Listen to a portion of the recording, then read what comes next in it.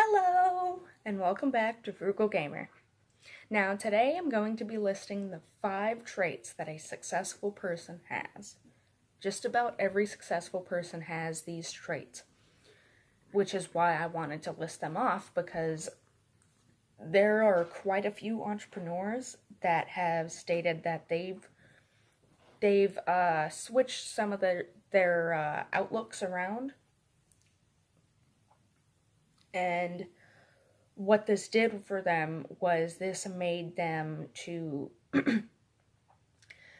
not be so quick to judge. Not just that, but they were able to have better judgment over the business aspect of things. Now, because when you're in a business aspect, you do have to look at both sides of the picture. But I'm going to go ahead and start with number 1, which is optimistic. Every successful person is optimistic. The reason for this is because, well, for one, they're happy.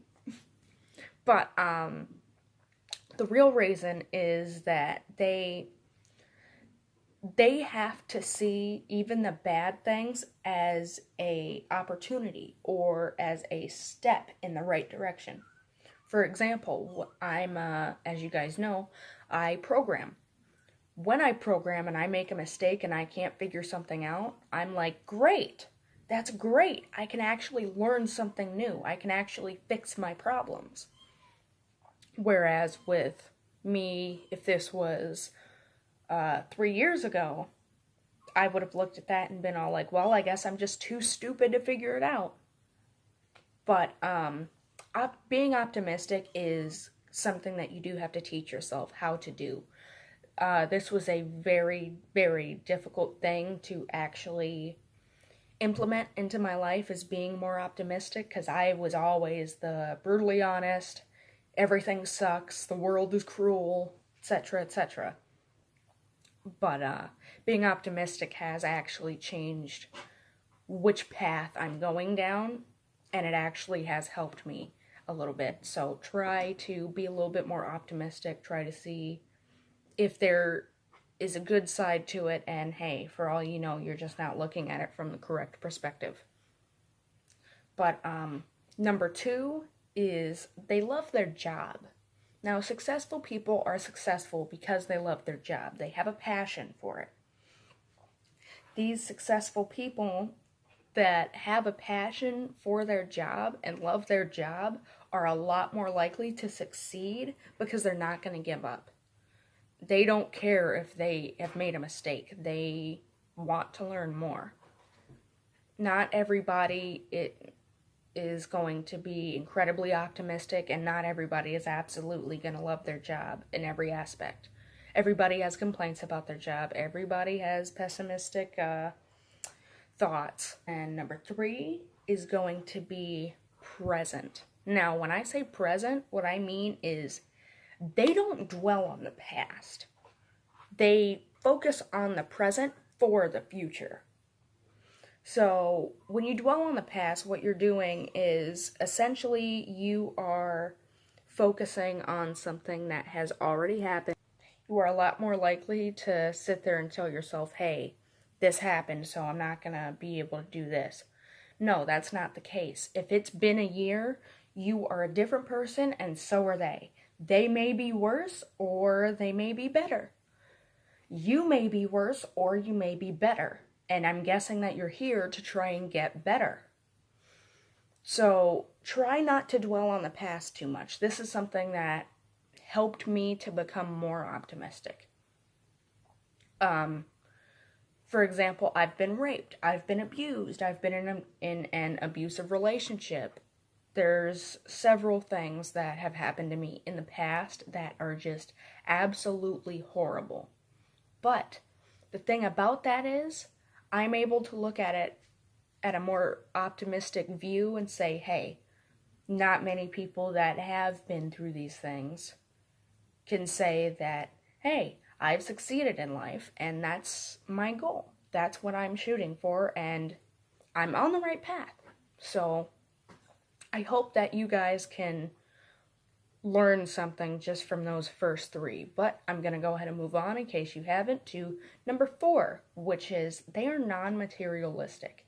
If you are somebody that sits there and just buys stuff to buy it, or you care about, oh, this barbecue lighter means so much to me, and if it gets broken, I'm gonna be pissed off. Or you just excessively buy items and products just for the sake of buying them, so you get that dopamine rush.